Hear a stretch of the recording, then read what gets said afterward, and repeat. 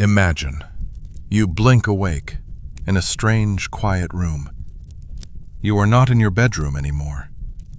A small candle shines on rough stone walls, and you are lying on a straw mattress that smells like smoke, animals, and earth.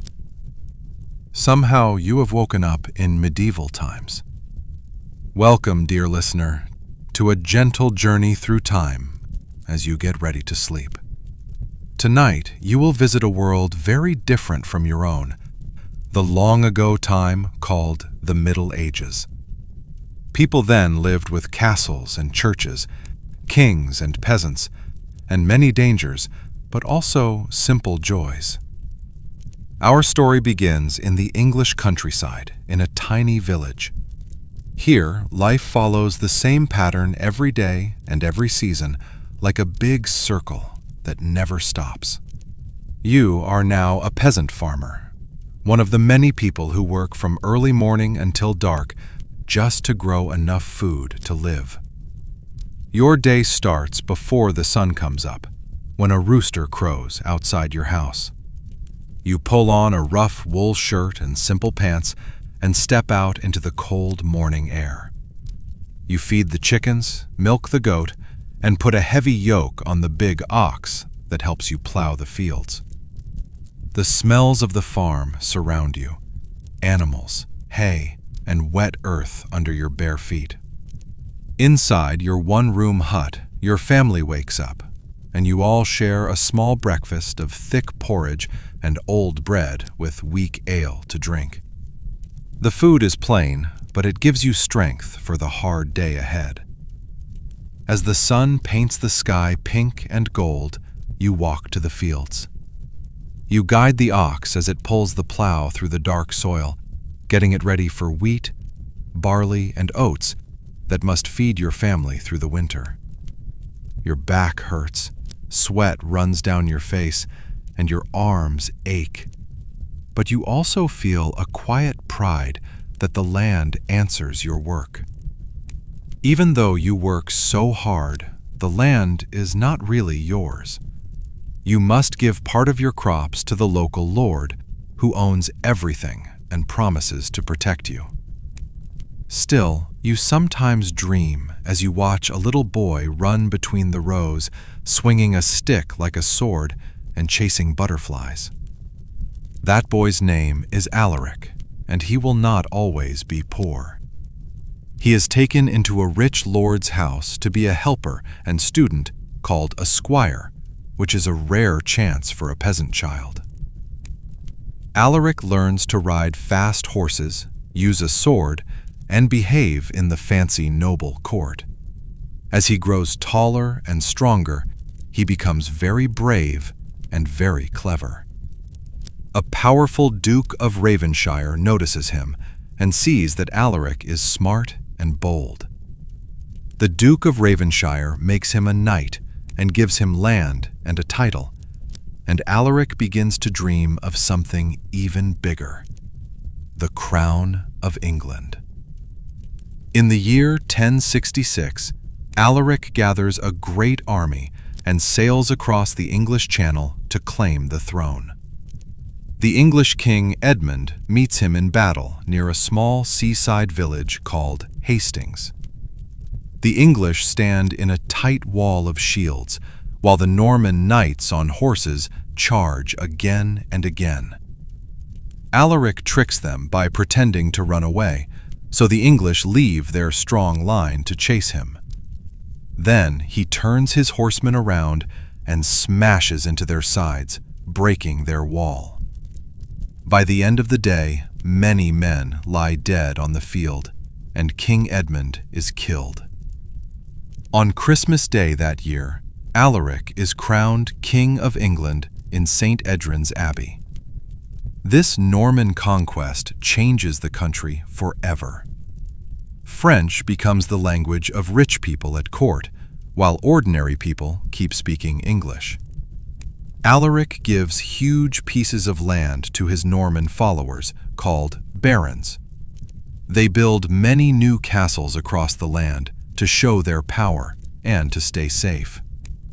At first, these are simple wooden forts on high mounds with ditches around them. Later, the wood is replaced with stone, and the big storybook castles appear with tall towers, thick walls, and deep moats filled with water. Inside these castles, the lords and ladies eat grand feasts and listen to music and jokes in the great hall. Down in the yard, blacksmiths hammer armor and swords while soldiers practice fighting. But not all important buildings are castles. Across the land, huge churches called cathedrals and quiet stone houses called monasteries rise up towards the sky. The church is very powerful in this time, and almost everyone believes that what the church says comes from God. In monasteries, monks live simple lives of work and prayer.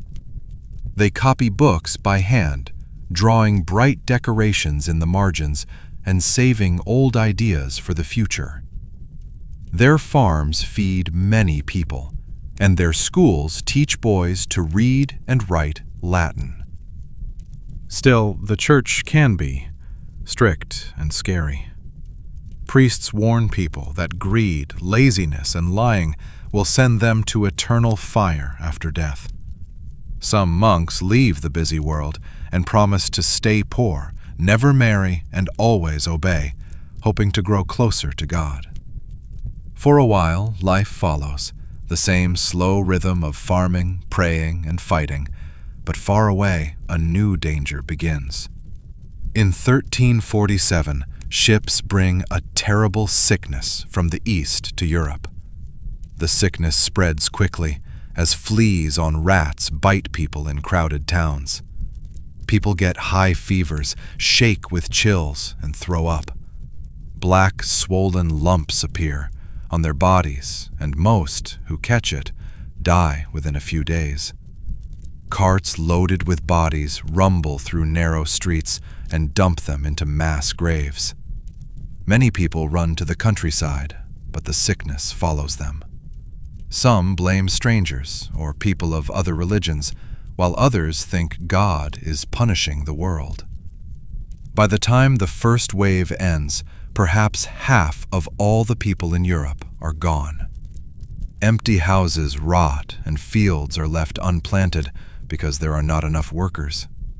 Now peasants are suddenly needed, and they start asking for more pay and better treatment. The old rules of who must obey whom begin to crack, and slowly the whole system starts to change. Yet even with wars, plagues, and powerful kings, most days, for most people, stay simple. When the sun sets, farmers and craftsmen walk home along muddy paths to small houses with roofs of straw.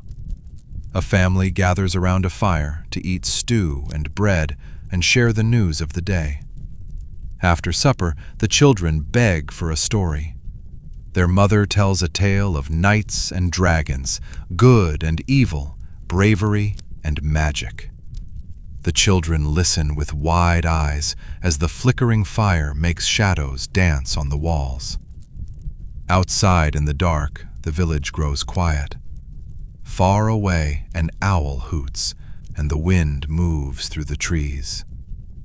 In monasteries, monks chant soft prayers and close their books as the night deepens. This is the hour when almost everyone sleeps.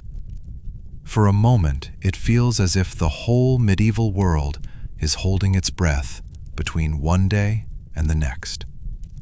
You too float in that gentle space between waking and dreaming.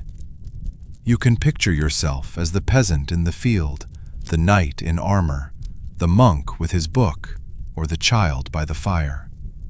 Their time may be long gone, but in your mind it feels close enough to touch. Their worries and hopes are not so different from yours. So let the soft lullaby of history carry you into sleep. Whether you rest on a straw bed or a modern mattress, you are part of the same long human story. Good night, dear listener, and may your dreams be filled with castles, quiet fields, and the gentle sounds of the medieval world. If this video kept you company and made history feel a bit more alive, it would mean a lot if you left a like and hit subscribe so we can keep exploring these amazing stories together. Until next time, and thanks for being here.